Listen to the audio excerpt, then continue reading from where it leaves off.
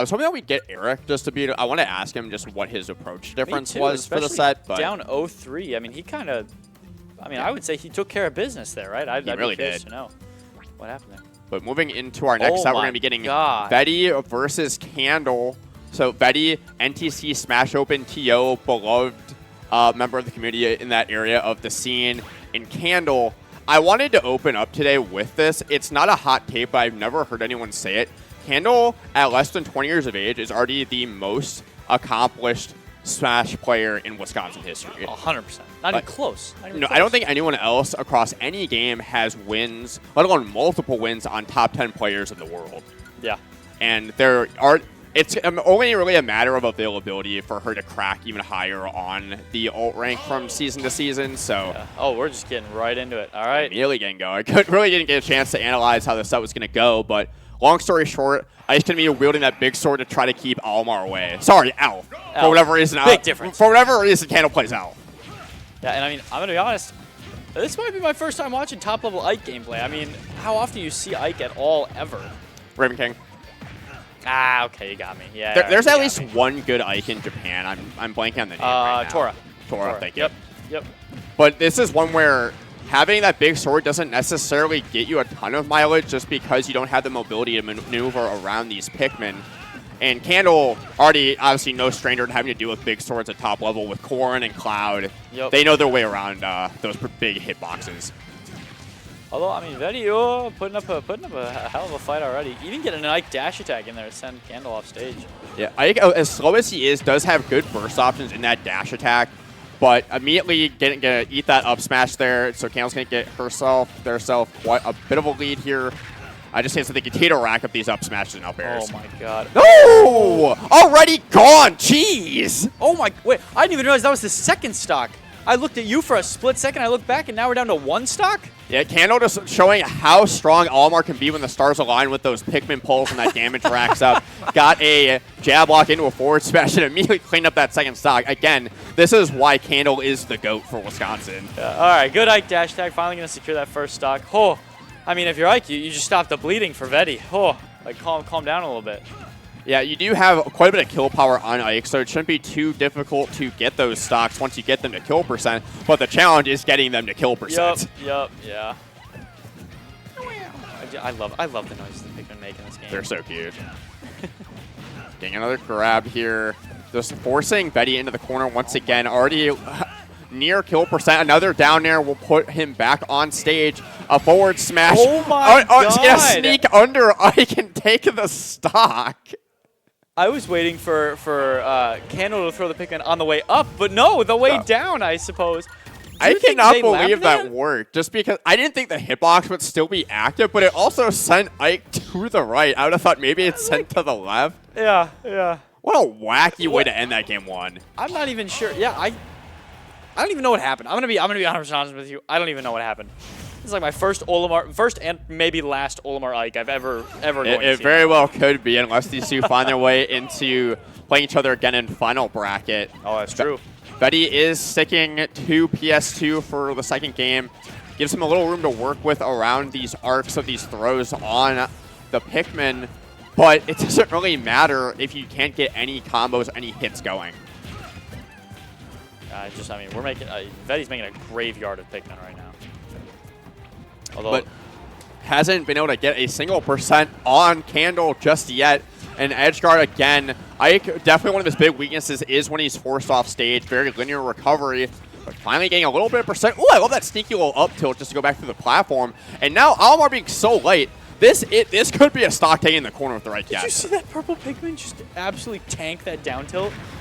Purple Pikmin has a significantly higher health than the rest of the Pikmin, so it sometimes can take a couple of hits to end that poor Pikmin's existence. But is he going to do it there? And now Candle, the first stock taken, and two purples still in the deck.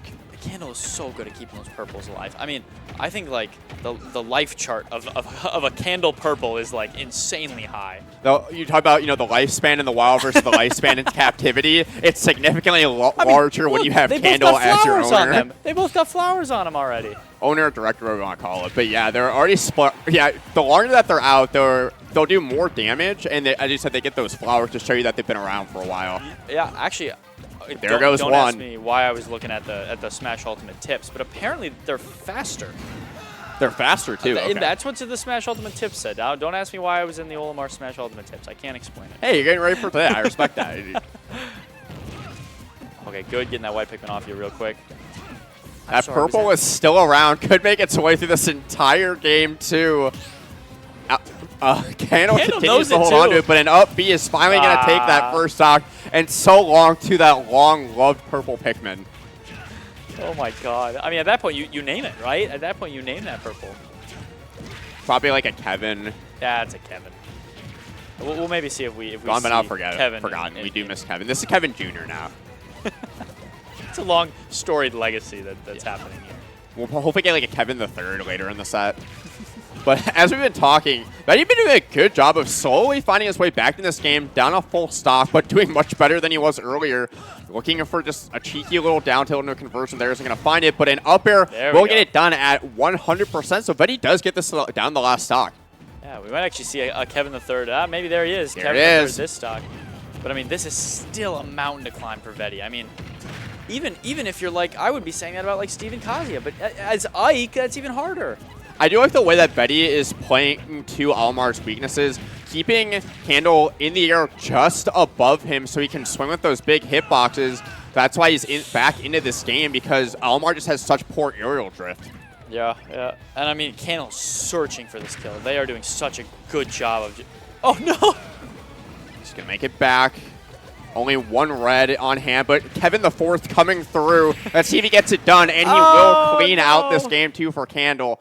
Kevin is carrying on the family legacy. It's beautiful. I mean, let's just talk quick about Vedi. I mean, Vedi did an incredible job of keeping that game like... That was a competitive game, and I'm pretty sure Vedi went down 3 stocks to 1 that game, if I'm not mistaken. It was strong adaptation for sure. Incredible. Really prioritizing keeping Candle above him, so that way he can get those vertical hits in with the up airs, with the up tilts, just to make it so that it was really up to Candle to try to reset. Yeah. And Candle wasn't really doing that. They were trying to fight their way down, and they started to pay for it, but they did come away with that game too regardless.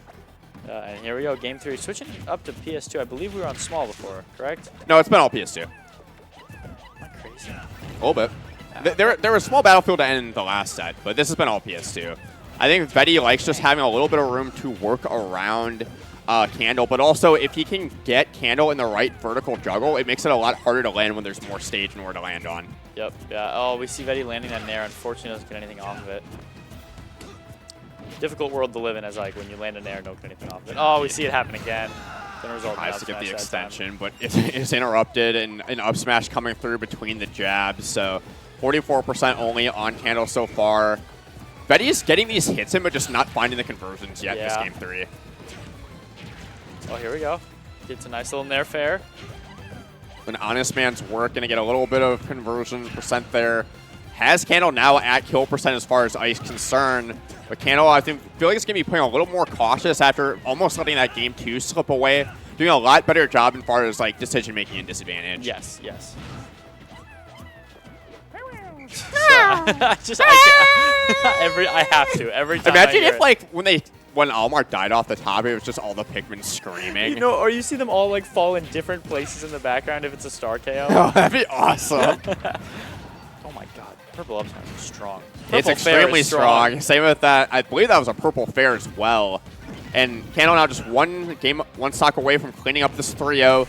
Vedi immediately getting shield broken. That white is going to do a lot of damage, and that fully charged purple is going to get it done at 56%. Have you ever seen Ike die that early? Oh my! I don't have words. I was like mesmerized by they threw the white on, up air to switch from purple to yellow, threw the yellow on, and then did the... That's that Pikmin management. Wow. I've never, okay, you know what? Fan of the Olimar Ike matchup. New fan of the Olimar Ike matchup. Never seen it before, never will see it again. I'm a fan. And Vedi was really doing everything he could to make that set competitive, but it was just once Candle just went, All right. Like, Yeah. wasn't trying to fight his way back down or fight their way out of disadvantage. It was Game 2 got a little too close, and they were like, all right, let's we'll cut that out. We'll cut that out. And that's ultimately why Ike is just not as around in the meta as much as people's disadvantaged states have gotten better, their advantage states have gotten better. Ike doesn't really have anywhere to go in that regard. Yeah. So it's a lot of, you have to have perfect positioning, perfect pressure, perfect reads in order to keep up with these other characters. Olimar being a strange example where he was a very early meta pick, got nerfed pretty hard, but then now because the character has such strong damage output, he's able to still keep up. Yeah. I mean, Olimar's damage output, oh my god. Insane. It is insane. I mean, yeah, take that first game. I literally looked at you to talk to you for 2 seconds. I looked back and suddenly we went from 3 stocks to 1. I have no idea what happened. I hope you did. I did, yeah. I saw the whole thing. Hopefully you guys knew. Yeah. It was a jab lock at 80% forward smash off the side, and he died. Oh my god. Candle, just an absolute wizard with this character. Yeah. At this point, it's between them and Shutone as the best Olimar in the world. Actually, Awesome. Awame might be is ranked higher than Candle, but Candle really didn't. Awame, I much. saw oh, okay. So it looks like Skyward Hero did beat Gratitude. Hit. I can't believe he didn't change it back for Summit. That's crazy. There's a time limit on StartGG about like how